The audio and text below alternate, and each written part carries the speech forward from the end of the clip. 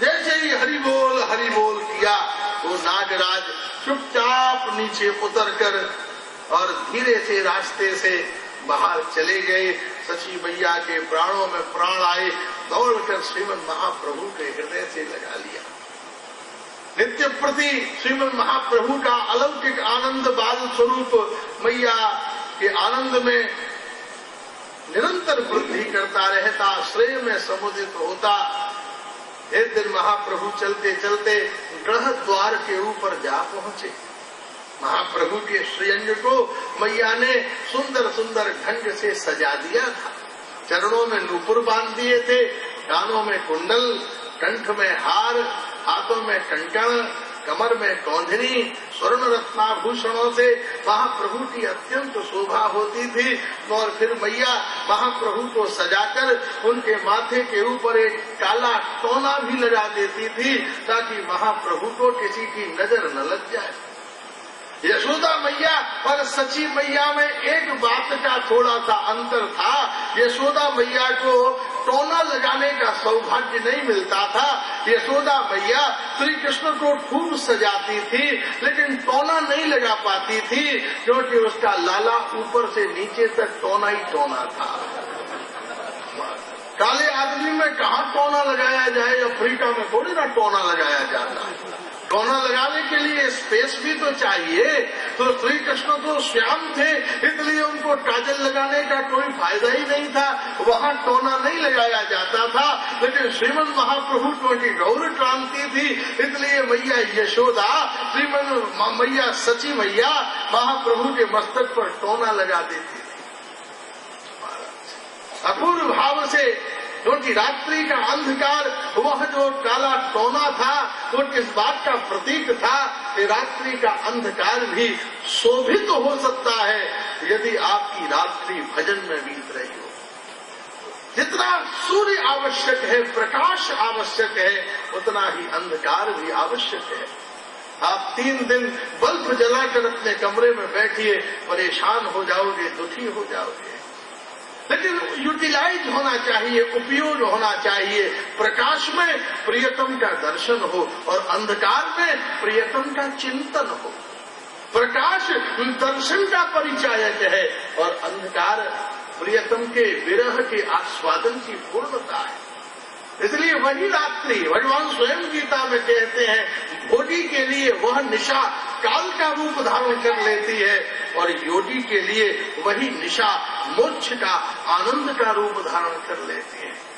जिन रात्रियों में भोगी भोग में निपतित होते हैं उन्हीं रात्रियों में वैष्णव महामंत्र की मंगल धारा का प्रवाह करते हैं। इसलिए अंधकार भी भगवान की ही कृपा है और प्रकाश भी उन्हीं की ज्योति है। इसलिए अंधकार में भगवान का चिंतन हो, प्रकाश में भगवान का दर्शन हो, भगवान की आज्ञाओं का अनुपालन हो। श्रीमद महाप्रभु थोड़े थोड़े घूमते हुए चलते हुए महाराज घर के दरवाजे पर निकल आए। उसी समय एक चोर चोरी के उद्देश्य से जो घर से निकला था आया और श्रीमद महाप्रभु के रत्नाभूषणों को देखकर अत्यंत महाराज आनंद में समुदित हुआ और महाप्रभु को पकड़कर खिलाऊं महाप्रभु की ओर हाथ बढ़ाया। महाप्रभु ने भी उसकी ओर हाथ बढ़ा दिया। महाप्रभु के तो अवतार का ये स्वभाव ही है कि बस तुम एक हाथ बढ़ाओ। महाप्रभु तो लंबी भुजाएं लेकर प्रकट हुए, आजाद लंबित भुजाऊ कनकावदाता। ये लंबी लंबी भुजाएं महाप्रभु ने इसलिए धारण की है कि तुम थोड़ा सा बढ़ो और दौड़ कर महाप्रभु तुम्हें इस भवसागर से मुक्त कर दे, माया के संसार से मुक्त कर दे। उसने नेक हाथ बढ़ाया, महाप्रभु ने और हाथ बढ़ा दिया। चोर बोला ये बच्चा बड़ा सीधा साधा है, चलो बड़ी आसानी से चोरी करने को मिल जाएगा। नहीं तो गाँव से बच्चे बड़े कलिहारे होते हैं, किसी को देख कर गला फाड़ फाड़ कर रोना शुरू कर दे। बच्चों के विभिन्न विभिन्न स्वभाव, किसी को देख के कोई रोवे, किसी को कोई बच्चे ऐसे होते हैं नए कुश्ती पर देख ही लो तो कांप जाते हैं, रोना शुरू कर देते हैं। बहुत से बच्चे ऐसे होते हैं दिन भर मैया घर में पीछे दौड़ती है, ले खा ले, अपने घर में कुछ नहीं खाते और दूसरे के यहाँ जाके कुछ भी नहीं छोड़ते। मैया अपने घर में कहती है सेब खाएगा नहीं, बिस्कुट खाएगा नहीं, मलाई खाएगा नहीं, और दूसरे के घर में बच्चा जैसे ही पहुंचे, पड़ोसी की माता पूछे, लड्डू खाएगा? खाऊंगा। सेब खाएगा? खाऊंगा। मैया हाथ पकड़ के दबाती है, मेरे घर में कुछ नहीं खाता और यहाँ मेरी नाक कटाने आया है। बच्चों की विविध विविध अपनी मनोविज्ञान है। चोर ने कहा, ये बच्चा तो बड़ा सीधा मालूम पड़ता है, लेकिन महाराज मालूम नहीं था कि पिछले जन्म में महा टेढ़ा था, उससे ज्यादा कोई टेढ़ा नहीं। एकदम जैसे ही चोर ने हाथ बढ़ाया, महाप्रभु ने भी हाथ बढ़ा दिया और चोर ने गोदी में लिया। महाप्रभु रोने लगे और महाराज उसका कान पकड़ लिया और जैसे महावत हाथी पर चढ़ जाता है, ऐसे ही महाप्रभु कान उड़ा के बड़े कंधे पर चढ़ गए। बोले गोदी बोदी का नहीं, कंधे पर बैठता हूँ मैं। जगन्नाथ शोभा यात्रा ढंग से निकलनी चाहिए। तो महाराज महाप्रभु बैठ गए कंधा पे, चोर ने कही चल कंधा पे ही सही, और दोनों पकड़ लिए। चोर ने चरण हृदय के ऊपर हो महाप्रभु का चरणारविंद और कंधे पर महाप्रभु बैठे हो। चोर के हाथ में क्या था? महाप्रभु का चरण, और महाप्रभु के हाथ में क्या था? चोर का माथा। इस भक्ति की सबसे बड़ी दशा है, स्थिति है। आपके हाथ में क्या हो? भगवान का चरण, और भगवान के हाथ में क्या हो? आपकी बुद्धि। क्योंकि दुनिया में सबसे भयंकर कोई चीज है तो ये बुद्धि। ये बुद्धि कब बिगाड़ दे, ये बुद्धि कब पतन कर दे, तो ये बुद्धि कब महाराज हमारे सारे जीवन की साधना को बर्बाद कर दे। इस बुद्धि ने ही मदरा को मीठा बना दिया है, इस बुद्धि ने ही तम्बाकू को स्वादिष्ट बना दिया है, इस बुद्धि ने ही महाराज लोग खड़े खड़े स्मोकिंग करते हैं तो वो अंदर ले जाते हैं बाहर छोड़ते हैं, अंदर ले जाते हैं बाहर छोड़ते हैं। क्या मजा आ रहा है? आज तक तो दुनिया में कहीं से पता नहीं चला। नहीं पागल हो महाराज, डिप्रेशन में हो, क्या आनंद आ रहा है? लोग बीड़ी पीते हैं जो अंदर धुआं ले गए, फिर बाहर छोड़ा, अंदर ले गए, फिर बाहर छोड़ा। कैसी कड़वी तम्बाकू मुंह में चबा रहे हैं, ऐसा मुंह बना रहे हैं जैसे राजभोग खा रहे हो। किसने बना दी? बुद्धि ने। भगवान के प्रसाद में रुचि नहीं है, लेकिन दुनिया के झूठे कूटे पदार्थों को हम खाते हैं, उसमें बड़ी रुचि है। संत भगवान के नाम में हमारी रुचि नहीं है, नाम में कथाओं में हमारी बड़ी रुचि है। किसी बहन बेटी की चर्चा हो रही हो तो रात में 2 बजे तक होती रहे, लेकिन कथा हो रही हो तो हमारा समय पर ही खत्म हो जानी चाहिए।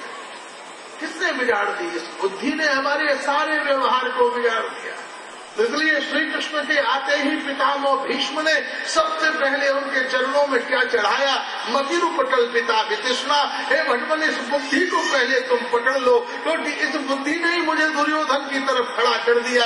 अब फिर से कहीं मेरी बुद्धि उस व्यवहार में या तर्क में न फंस जाए कि दुर्योधन ठीक था कि तुम ठीक थे, मैं सफाई में न फंस जाऊं कि मैंने प्रतिज्ञा की थी, हस्तिनापुर के प्रति मेरा कर्तव्य था। इस बुद्धि को आप पकड़ लो ताकि निशंस होकर, निराभिमान होकर, निरासक्त होकर हे कृष्ण मैं तुम्हारे भजन में प्रवृत्त हो सकूं, तुम्हारे प्रेम का आस्वादन कर सकूं।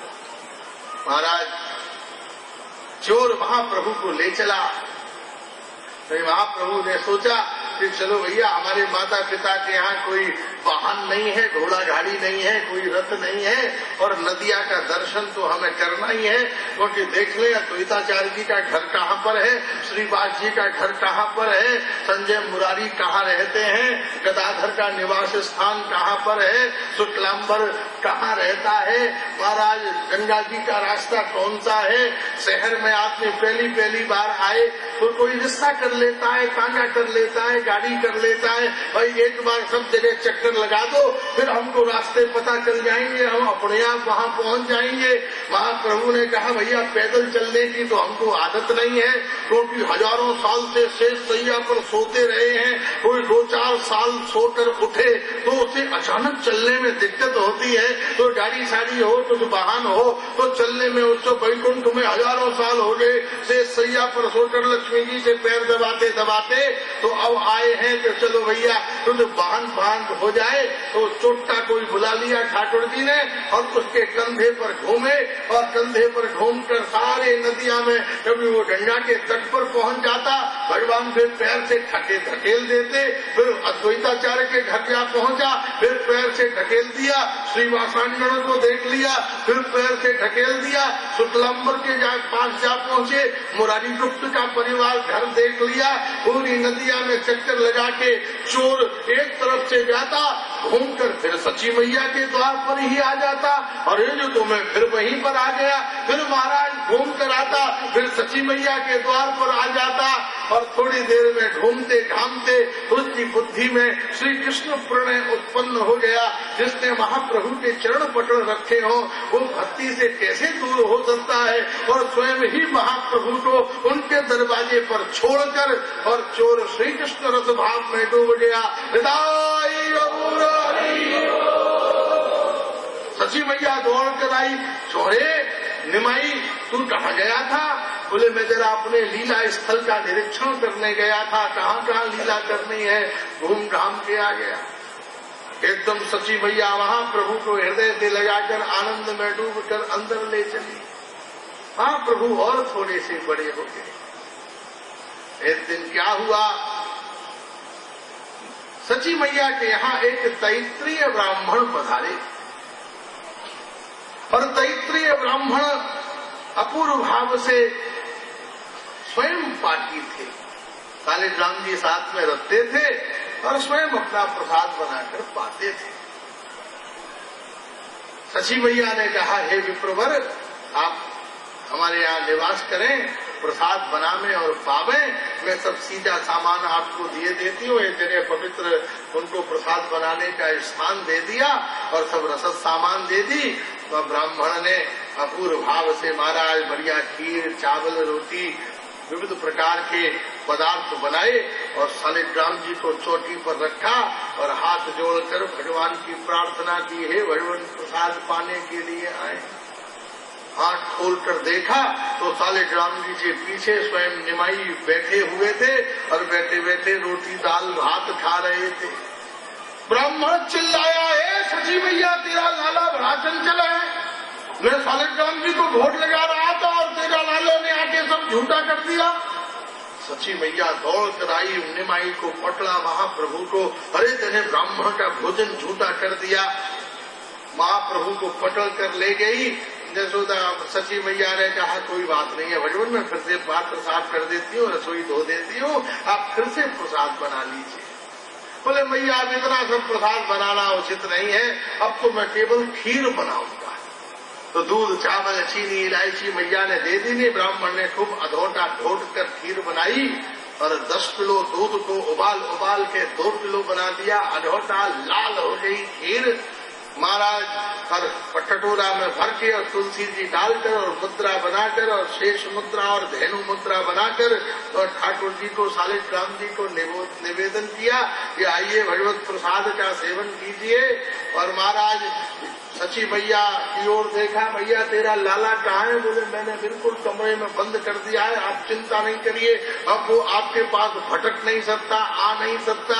ब्राह्मण देव ने लगाया शालिग्राम जी के सामने पर्दा और बैठ गए भोग लगाने के लिए। तो दियम वस्तु गोविंदम तुभ्यमेव समर्पया, हे ठाकुर तुम्हारी चीज तुम्हारे ही चरणों में मैं समर्पित कर रहा हूँ।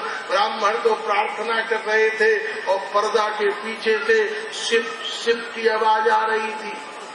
ब्राह्मण बोला, आजकल तो शालिग्राम जी से कभी आवाज नहीं आई, आज पहली बार शालिग्राम जी के अंदर से शिप की आवाज आ रही थी। महाप्रभु चस्का ले लेकर खीर पी रहे थे, वहाँ ब्राह्मण ने खूब ढोट डाली है।